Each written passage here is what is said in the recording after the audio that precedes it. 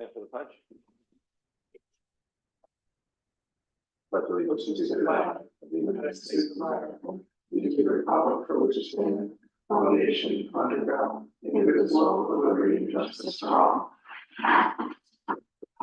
The Village of New Paltz humbly acknowledges that we are on the traditional lands of the Muncie, Esopus, and Lenape people. The Indian Removal Act of 1830 forced the people to relocate to inhospitable territory far from the bountiful valley and mountains we inhabit today.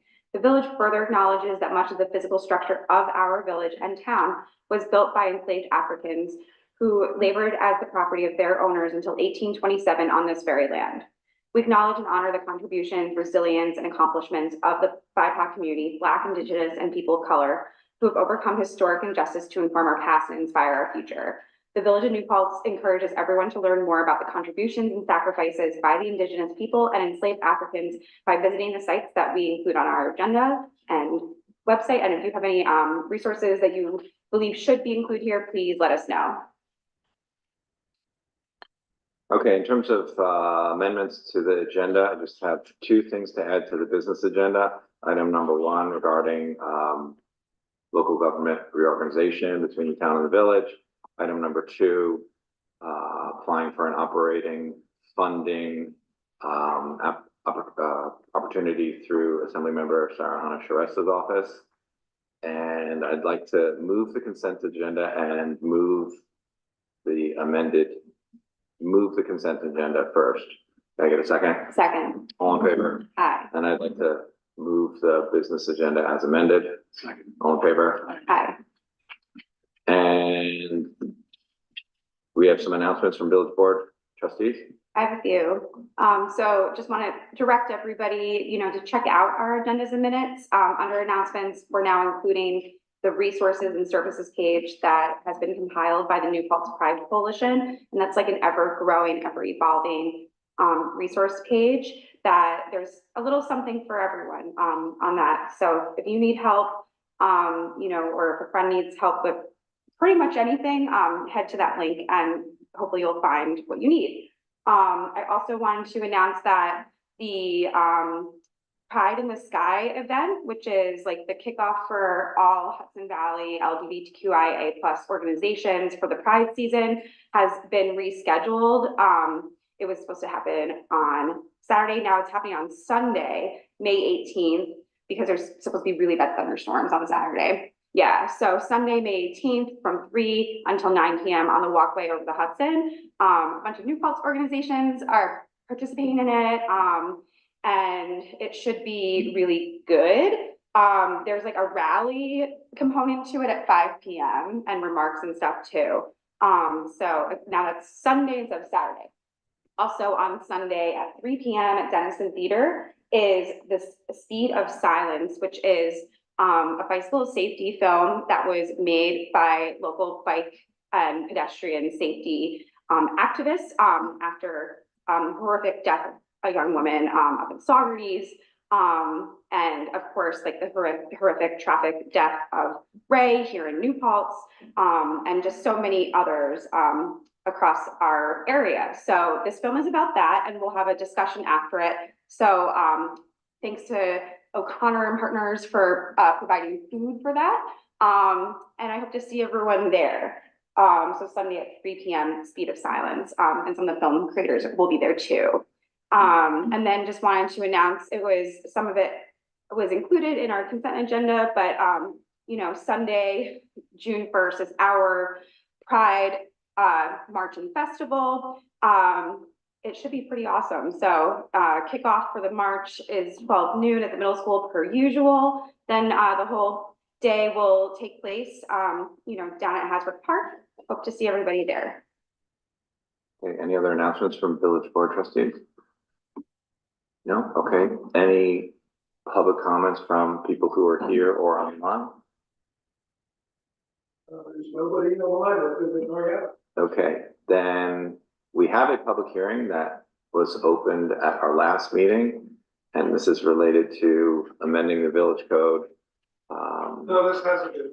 This has never been opened? This is. Oh, okay, my mistake. So I move that we open the public hearing. Second. All in in favor? Aye. So this is a public hearing related to changes to the design review board, and we received some feedback from the county planning board. I'm going to propose that we continue to keep it open through the next meeting. That sounds good to me. Then let's continue on to the business agenda. So business agenda item number 1, we've been discussing this since January of 2024. How to move forward with a plan that makes the most sense to allow our community to consider whether we should reorganize our local government. So we have a town board and a village board, and we hired a consultant with grant assistance from the Department of State. They helped us work on a study document where we focused on dissolution. The nuts and bolts of that document, whether we pursue dissolution or consolidation, are essentially identical. The only difference or advantage to pursuing a consolidation plan would allow the consolidation agreement between a town board and a village board to include specific staffing information in terms of how staffing would work, because we want to make sure that we any of the services that are currently being provided by town staff or village staff remains as seamless as possible. So the challenge with the dissolution is, even if everyone involved, town board, village board, and future town board, is in agreement, it creates some challenges in that, like, really nothing is truly memorialized, and that would make our staff a bit nervous. And what we want to do is to make sure that the staff are not nervous at all, so that they can be supportive of the reorganization of the two boards. The other advantage to focusing on employee protections via a joint consolidation agreement is then it can be a consolidation agreement that gets considered by a referendum across the entire town. So you would have town outside the village allowed to vote, village residents allowed to vote. The difference would be it's not a simple majority. You would have to have a majority in both the village and the town outside the village. So that's just a simple update, and it also just gives us a little more opportunity not to feel pressed to get all the required endorsements of the plan and adoptions of the plan, public hearings and public outreach by the end of this July. So like most things, it takes a little bit longer than you anticipate, and like many things, you get to learn about where there might be additional information to consider when you take a deeper dive, and that's exactly what we've been able to do for the last several months. So it's been very helpful. We actually had a productive discussion with the Ulster County Civil Service Department, and they're working with the staff from New York State to make sure that a consolidation agreement actually would include specific employee protections. So there's less guessing and hoping involved in a referendum, and more certainty, which would be very valuable.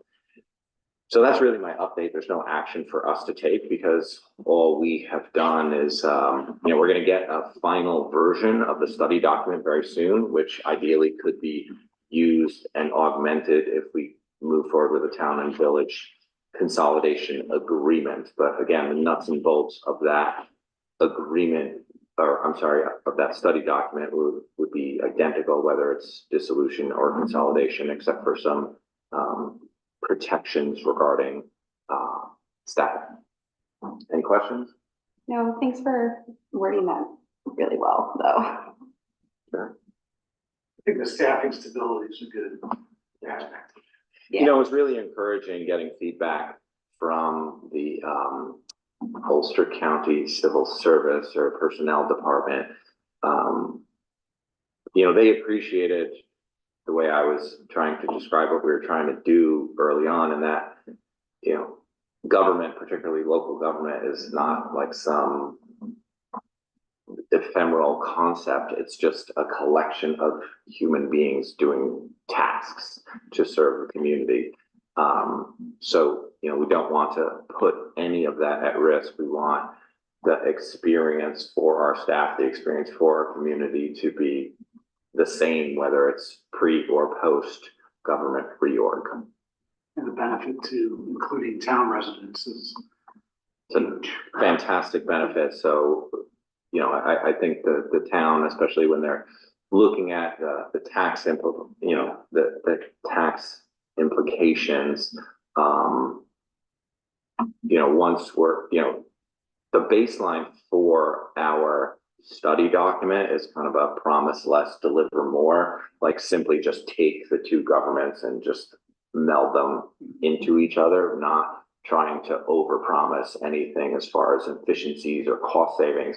You know, there will be those things that will happen organically, but I think as far as a baseline, it's better to start conservatively and then to pursue the ideas of efficiencies moving forward, which I'm super confident that there will be. Then the other tailwind to this entire concept is the Citizens Empowerment Tax Credit, where New Paltz is in a sweet spot and that we'd be eligible for the full $1 million grant from New York State annually in perpetuity, where 70% of it has to go to taxpayer relief and then 30% of it can be used, you know, depending on how the future leaders see fit. So we're in a sweet spot in that we're not so big that $1 million isn't moving the needle, but we are big enough in that we are eligible for the maximum Citizens Empowerment Tax Credit. Anything else? I'll just move on to number 2. No, that's good. Okay, so the next item is, you know, I guess with the adoption of the executive budget more recently, it gave a tighter window for Assembly Member Sarahana Sharesta to reach out to municipalities and nonprofits. This is a unique grant application opportunity because nearly every grant that I've ever heard of or dealt with relates to a capital project or grant money for purchasing a piece of equipment. So this is specifically for operating funds. So I worked with our, in short order, within 24 hours, I worked with our fire department chief and Matt Goodnow, the chief, so that's Pat Koch, and then Matt Goodnow, the chief of New Paltz Rescue, and I asked both of them if they could give me like a wish list of some operating expenses, and they both provided me with details, and we baked it into an ask that if you guys agree would be due before 11:59 tonight. So the maximum award historically has been $35,000. So of course I asked for a hair under $35,000. And I'd like to move that we go ahead and submit that application. Second. Any further discussion, questions? like what's indicated where the money might be going.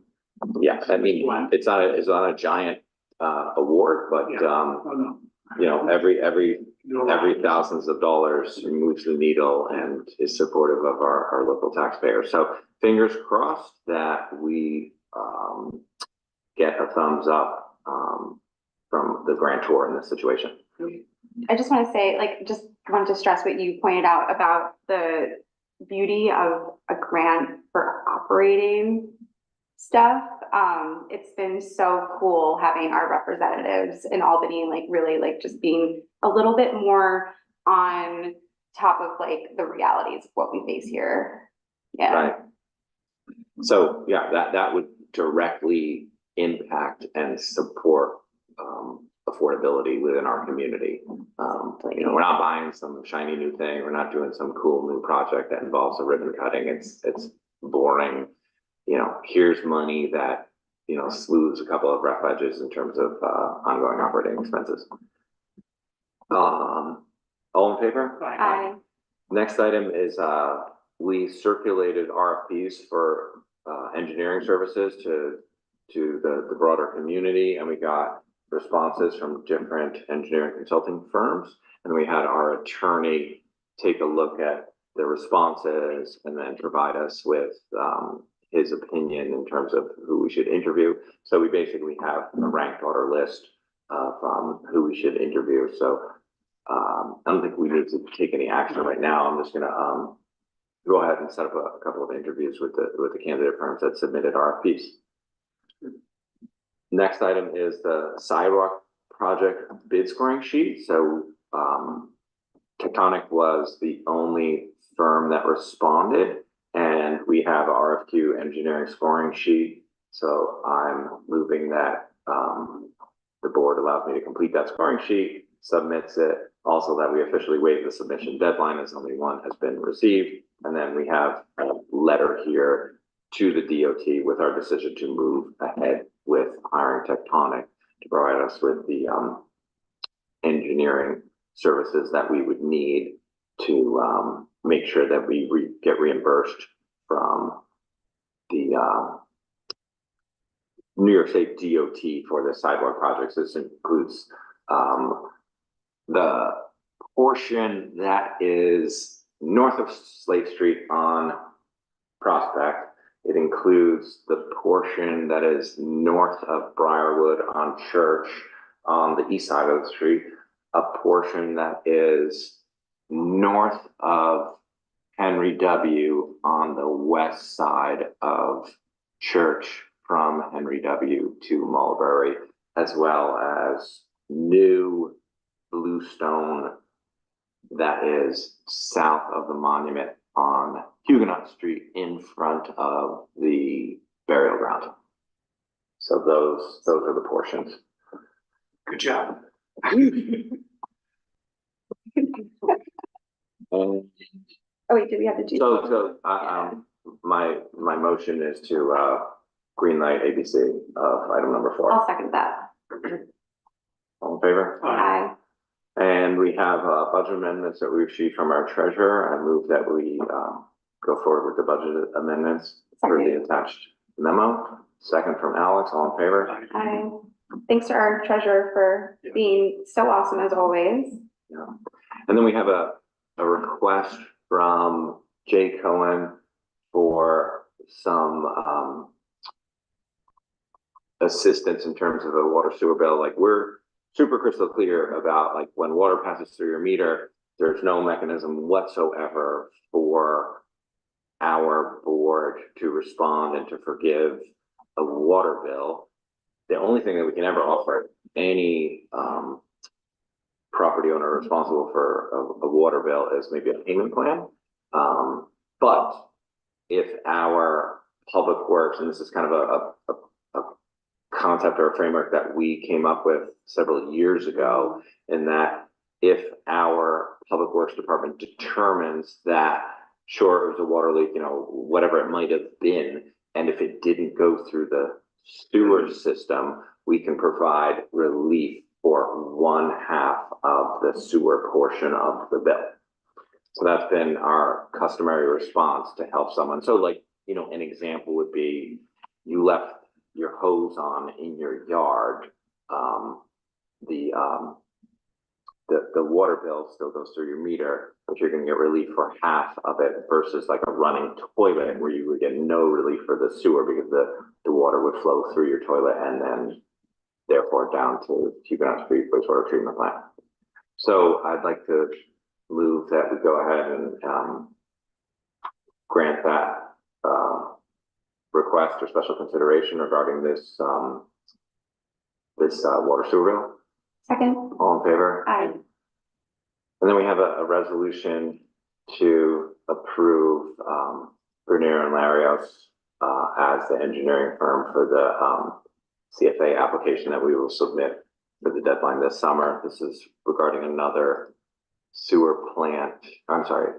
conveyance system grant application that we're going to apply for to update some of our older sewer mains. Someone want to second it? Any questions or comments? All in favor? Aye. I move bills and claims. Second. All in favor? Aye. Tom, are you here for anything in particular? Oh, Yeah, sorry. You're here, do you want to make a public comments? Well, maybe just a little. Yeah, why don't you come join us? Yeah, so we don't have it as a business item on this agenda because all we were anticipating doing was having opening the public hearing regarding this proposed change. So this is perfect. So come to the Okay, table thank you. and your comment is just part of the public hearing portion That's of fine. of Yeah. tonight's agenda. No, thank you very much. I'm sorry to be a little No sweat. late. That wasn't the plan. So, I just wanted to, make a few comments. So, the first has to do with the recommendations from the Ulster County Planning Board. I think the mandatory or the required modification is a really good idea, just to make it crystal clear that a future DRB is strictly advisory to the planning board, which is kind of the thinking that we've pursued so far, versus having standalone approval powers, which is what pertains to the Historic Preservation Commission within the historic district and in relationship to the dozen or so individually landmarked buildings. The advisory comments basically amounted to not doing this, like vesting those powers back in planning board and doing that on the strength of what he's calling form-based code, such as used in Kingston. So I just wanted to give a little context on why that doesn't sound like the way forward to me.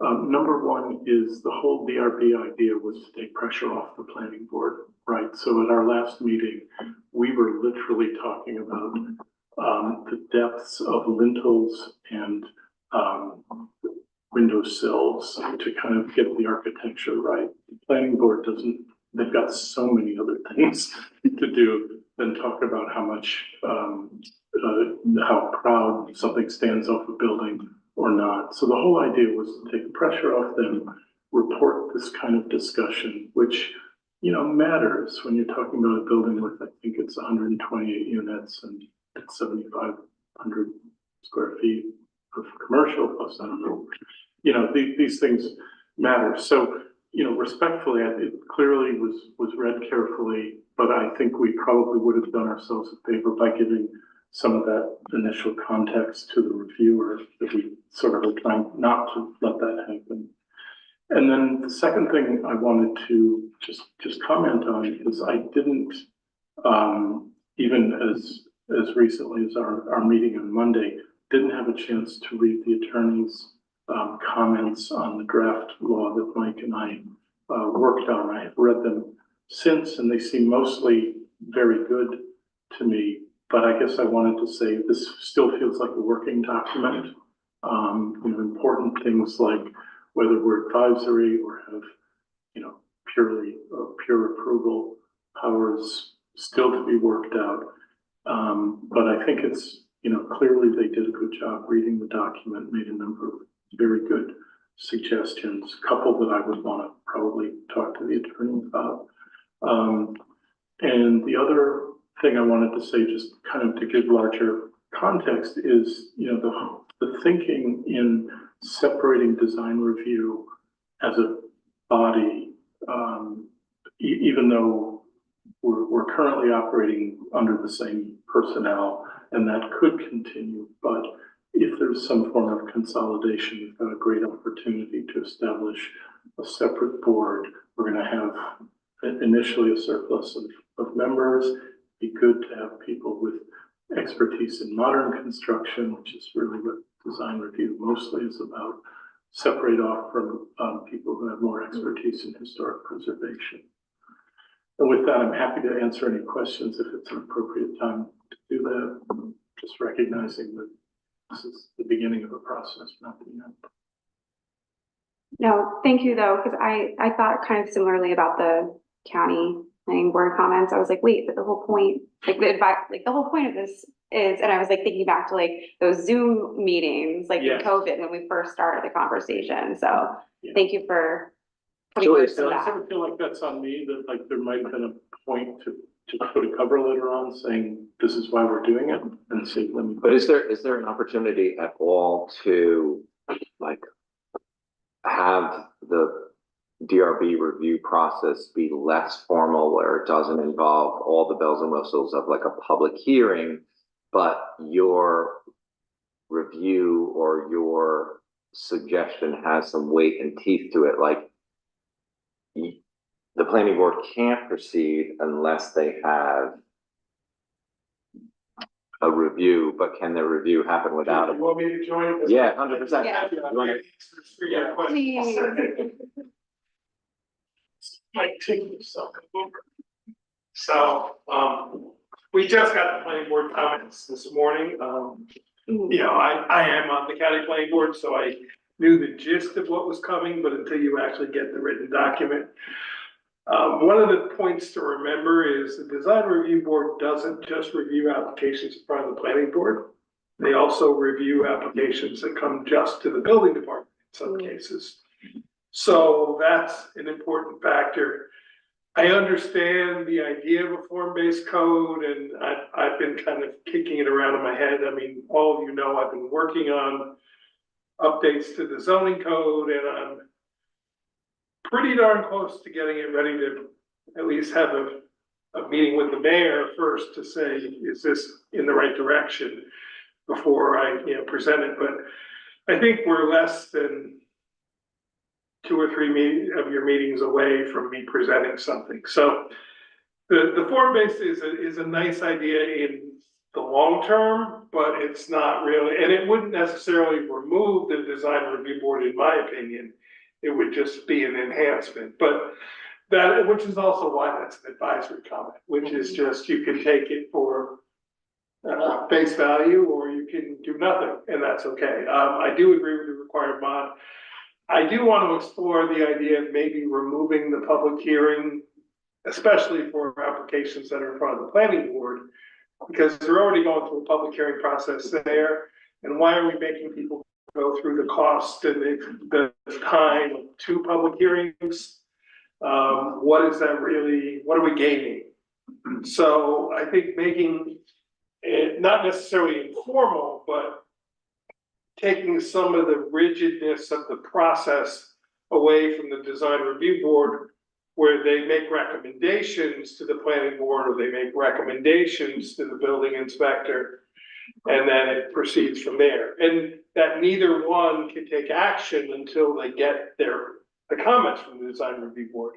But it removes some of the cost and the formality of it all. So I haven't had a chance to talk to you about that, but I figured you might be, because many of the applications we get back, or the referrals we get back, are, you waive the public hearing anyway. Yeah. So probably more often than not, it's rare. I think the public hearings happen more on for the HPC than they would for the DRB. I mean, you could correct me if I'm That's wrong. quite correct, and that's partly because the code requires it. Right, Whereas we've still been kind of finding our way with the Yeah. DLP. So why not still, like, why eliminate the possibility that the DRB might want to have a public hearing? well, I think for any Especially- application that's a referral from the planning board, you're getting this sort of doubling up. And I mean, I could imagine there could be a time where, like, hey, let's actually take a look at this from a different angle, and there's a lot of public interest. Okay, we can. Especially if you have the mechanism for the DRB to choose not to do the public hearing, because they'll probably make that choice most of the time. Okay. But then still have the option, because Yeah. this is New Paltz.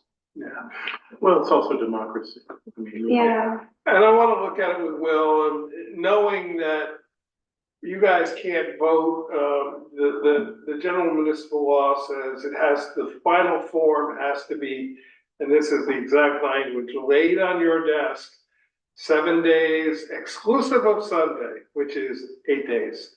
So if we were proposing that you voted on this at the 28th, is we'd have to have this done and in your hands on the 21st. I don't know if that's gonna happen, because you wanna look at it, so we may, you held the public hearing open, but you may wanna wait and reopen it at a little bit, maybe not next meeting, but 2 meetings from now, Because that way the DRB gets a chance to look at it, Will and I get a chance to talk. And, You want to set another public hearing? well, no, but you held it open Yeah. tonight. So if we want to make amendments, I'm fine Right. using the existing opened public hearing. Understood, but I mean, what I mean is instead of reconvening it on the 28th, reconvening it on your first meeting in June. It'll just be open for a few Yeah, Yeah. sessions versus two. okay, I didn't know how you normally did it, if you just leave them open. Yeah, we just leave them open, and I think it's a good. So you opportunity. call it at every. We'll call it, Okay. we do not anticipate Okay, some taking boards, action at next meeting. when they're doing amendments, say, okay, we're gonna reconvene it in a month. Right. And they just, I like keeping it open Put it to because to rest. me, it feels like when you don't do that, then like, what's the point? Like, I Fair enough. like the idea of having public hearings because you Yeah. want public input, you want to be able to Right. edit, and then but at the end of the you're day, basically saying that we did listen to you. yeah, the end of the day, you have to have the final form in front of you. Yes, we can't take an action unless we have the final form. Yeah. Right. So I'll work with Will and then get something back to you Yeah, and I can before actually your next meeting. communicate some of the questions I Yeah, had. Most, yeah. most of them are. So I think that would be the best process. And there's not a huge urgency of getting this done by a certain date. There's no sort of clock ticking, it's happening already through the virtue of the resolution. And we did this more to codify it, to make it a little bit more memorialized in the law. With the idea that at some point, either consolidation or at the time it was dissolution, but now it's back to consolidation. So, There's no real difference between, yeah, exactly. So we that's, end up in the same place. Yeah. absolutely. But that's really my thoughts. And I would agree with you on the required modification, that we make it very clear that it is advisory. We need that clarity. We've been Okay. operating under the assumption. Yep. Thank you. Thank you. Thank you for hearing me out. Can I just say also on the way out, how excited we will be to have George Seacree candidate for that open term. He's been really good on this. Yeah, we approved that at the last meeting, I think. We did? Yeah. Oh, it's back on the agenda. It's on this consent agenda. Yeah. I think that's right, because I did not hear. Okay, then that's I think I saw it a little while ago, and I assumed it was at the last meeting, but it's on this agenda. Yeah, we approved it. Yeah. We approved it moments ago. Oh, okay, and I missed it, I wasn't there. Thank you very much, have a good meeting. Hey, Tom, I just want to thank you and the commission, everyone that's involved, that you do really tremendous work, and your expertise is valued. And we've got a really dedicated group of people there that really care. That's the point, we have a really dedicated. team. group, And of course, a wonderful secretary will be leaving us on the other list, alas, but we have a good secretary coming in. Thank you very much. Thanks for your. Planning board liaison update. Yes, met last week. Continue to review 147, 149, 151 North Chestnut Street, Fontecute Brewery, which is over here. South 189. It's the red barn there, that's going to be a public hearing on the 20th of May. And then more preliminary discussion on 3 Main Street, the Clemson Brothers proposal. A structure in their parking lot. That was just a preliminary Yeah. sort of inquiry. They haven't moved forward with anything since then. Yeah, testing the waters. And then, and also kind of planning board of interest, at least to me, was Kingston has 2 new housing project coming up, 82 units for seniors on Flatbush, and then another 70 residential units on 615 Broadway, and that's near UPAC. So it's sort of an infill project, which was good. So that's it in a nutshell. ZBA update, just two things. There was a decision made last night, correct? Yeah, the area variance for a sport court at 16 Prospect, which had a significant amount of support from the neighbors. The gentleman had changed his driveway from a paved driveway to a permeable pavement driveway, but that took away his kids and the neighbor's basketball area. So he had a contractor put down a sport court type of thing. Unfortunately, we had to tell him that he needed the variance to do it. He had already done it. The ZBA reviewed it and approved it last night. He probably will be coming back to the planning board for site plan, as well, but again, and he was very, worked with us really well, and as a matter of fact, wasn't even required to, but planted some more, screening came up with bushes and landscaping, and he took it on himself to add even more screening than was even discussed, so, been very receptive to the process. And then secondly, we had a unique situation, the ZBA is able, the building inspector or any village agency or board has the ability to ask the ZBA to interpret the zoning code. We had a potential application, we still do, a specific use for we at one point were calling it a basement. We believe now it's actually a cellar based on the definitions in the zoning code. The basement is half the height of the walls is above grade.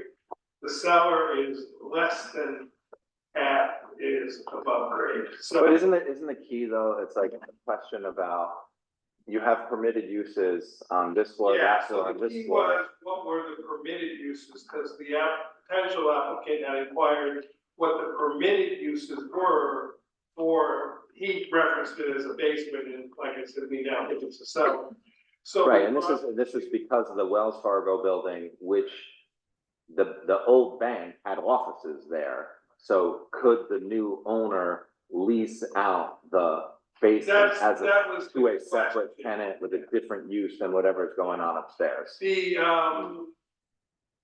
The offices there for the bank were accessory to the operation of the bank, which is on the first floor, so it was a very different situation.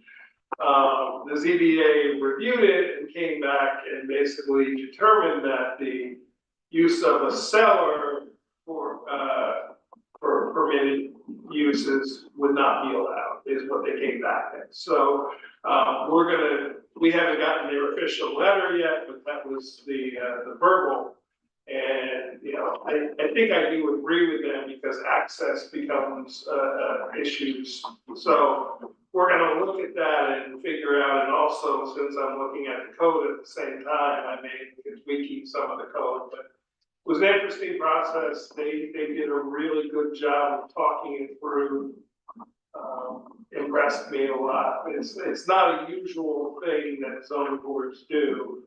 And it was a first for them. They did a great job. Oh, thank you for that update. Thank you, Mike.